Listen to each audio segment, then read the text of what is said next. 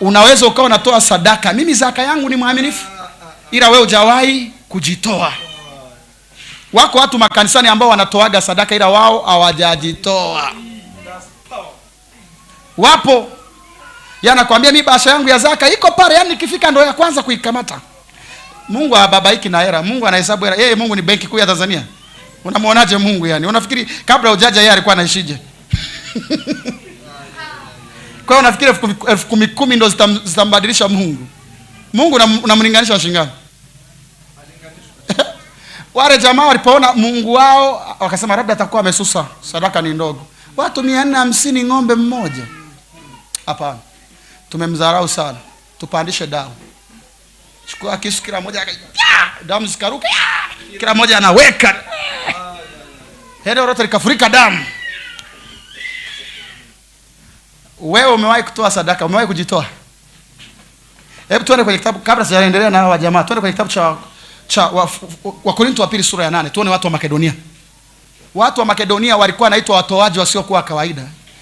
Na Paulo amewatolea mfano, Biblia nzima imewaandika. Sio kwamba alikuwa na hela sana. Sio kwamba alikuwa matajiri, lakini moja kati ya siri yao ni kwamba kwanza walijitoa kwa Mungu. Walijitoa nafsi zao kwa Bwana. Kabla hujajitoa wewe kwa Mungu, usitoe hela yako, unapoteza. Sisi tutaitumia ila wewe utapata kitu. Yani wewe mtu ambaye hajajitoa kwa Mungu, anatoa sadaka ila hataki kuacha dhambi. Huyo ni mtu ambaye hajajitoa kwa Mungu. Mungu hataki hela yako, Mungu anataka utakatifu wako. Mungu anataka mabadiliko ya tabia yako. Ukibadilika wewe, hiyo ndio sadaka namba 1, kwa sababu wengine wote wameshindwa.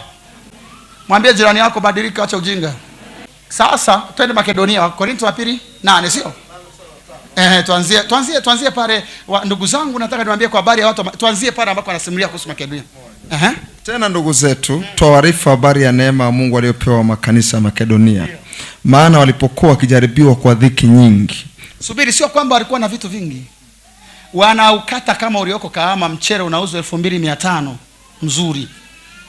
Wakati mimi ninaishi hapa ilikuwa 1,200 ndo mchele mzuri. Sasa hivi umepanda mara 2. Kwa hiyo Mungu anajua na Mungu anafahamu kwamba hali ya uchumi imebadilika kote. Kwa hiyo hakuna jipya. Hawa jamaa uchumi nao uliwabadilikia. Ndio. Rudia tena. Maana walipokuwa wakijaribiwa kwa dhiki nyingi. Sema dhiki nyingi. Za kiuchumi, ndoa, watoto wanawasumbua. Hakuna ambacho unaweza kukitumia kama sababu ya kuwa mtu wa kawaida kwenye mambo ya Mungu. Hakuna sababu utakaitoa ambayo Mungu ataisikia, kwa sababu hawa jamaa Biblia inasema walikuwa wanasumbuliwa na dhiki nyingi. Ukishasikia dhiki nyingi, maana yake sio aina moja ya dhiki. Unaweza kukuta wengine wanapitia changamoto za ndoa. Wengine watoto wao hawaeleweki. Wengine wamefukuzwa kazini. Yaani kila mmoja ana dhiki yake. Ni nyingi mpaka Biblia imeshindwa kuzitaja kwa majina. Alafu angalia sasa majamaa yalivyoendelea. Wingi wa furaha yao na umaskini wao uliokuwa mwingi. Hawakuwa matajiri, walikuwa ni watu gani? Maskini. Kama wewe unavyojiitaga maskini wa Mungu. Na wao walikuwa kama wewe. Sema tofauti yao, wako serious na Mungu. Wewe ni maskini jeuri, maskini asiye na Mungu, maskini asiye roga, maskini asiye tambika. Yaani wewe ni maskini uliyeshindikana. Vya shetani haumo jumla. Vya Mungu navyo unasuasua. Wewe ni aina fulani ya maskini fulani asiyetaka matokeo. Endelea. Na umaskini uliokuwa mwingi uliwaongezea utajiri wa ukarimu wao. Maana nawashuhudia kwamba kwa uwezo wao na zaidi ya uwezo wao. Sema kwa uwezo wao. Kiwango cha mtu kujitoa inabidi aanzie kwenye uwezo wake. Kwa mfano una 100,000 ukatoa shilingi 10,000. Na hiyo 100,000 sio kama ina matumizi makali, yani kwamba ungetoa hata 50 usingedhurika. Lakini ukatoa 10,000, huo sio uwezo wako. Hilo ni changizo umefanya. Ndivyo watu wengi wanavyofanyaga. Unakuta kanisa limejaa hivi, tukisema tuhesabu unakuta sadaka ya Jumapili 200,000 au 270. Hapo ukijiuliza hawa watu, ukiuliza tuhesabu hela za viatu tu vya kila mmoja. Hata aliyevaa za Kimasai ni 7,000. Ila angalia alichoweka kwenye kapu 500. Buku, na alikuwa na wiki nzima ya kujiandaa.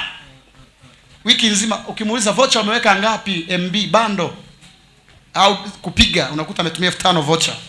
Ibadani anakuambia Mungu wangu sio Voda, Mungu wangu sio Airtel, Mungu wangu sio Airtel. Mimi sitawariwi na Airtel, sitatiwa chini ya uwezo wa kitu chochote. Ila Airtel kawachangia 5,000. madhabahuni buku, namtolea Bwana kwa furaha alichonipa yeye. Mungu anasema acha upumbavu wewe. Namdanganya nani? Kadanganya mchungaji wako.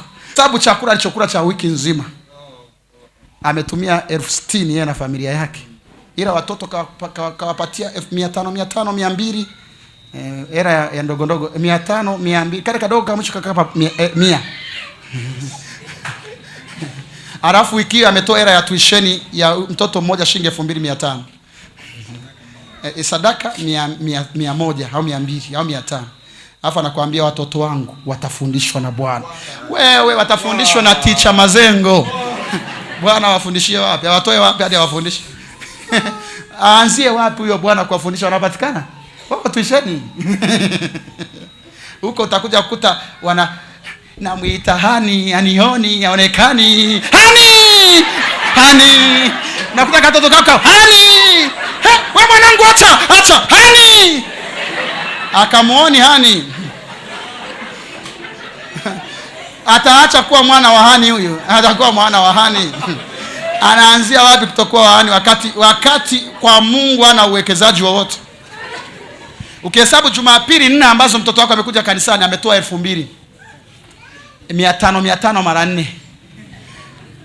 Tuition katoa 10,000. 2,500 kiasi kwa 500 na tuition. Kwa siku 5 2,500. Akienda huko anakuta katoto kamoja kameiba simu ndogo, kana simu ndogo kamepewa nyumbani, kadogo ka darasa la 7 ila kana simu. Kanaweka hani. Sasa acha niangalie. Nyumbani mnambana. Kija kurudi hani ameshampata. Wakati mtoto ambaye ana roho ya Mungu anashikaga 5,000 yake, anajua tuna Mungu tunamwabudu. Mungu wetu anapata hela kubwa kuliko ya chips. Huyu mtoto akianza kuona hivi anakuambia unaweka manini hayo machafu? Yeye mtoto anataka kuwa na wasimanga wenzake. Nyie mnaangalia watu wamevaa uchi. Ila kwako kwa sababu akana msingi wa Mungu kanaunga mkono juhudi. Kisha kushangaa mwanangu amejifunzia wapi haya? Amejifunzia wapi? Wakati wewe ukiwa bize kumwacha, kuna watu walimwajiri. Mwangalie mzazi mmoja hivi anaonekana kama ana mtoto, mwambie nitakuzaba kibao kwa niaba ya mchungaji.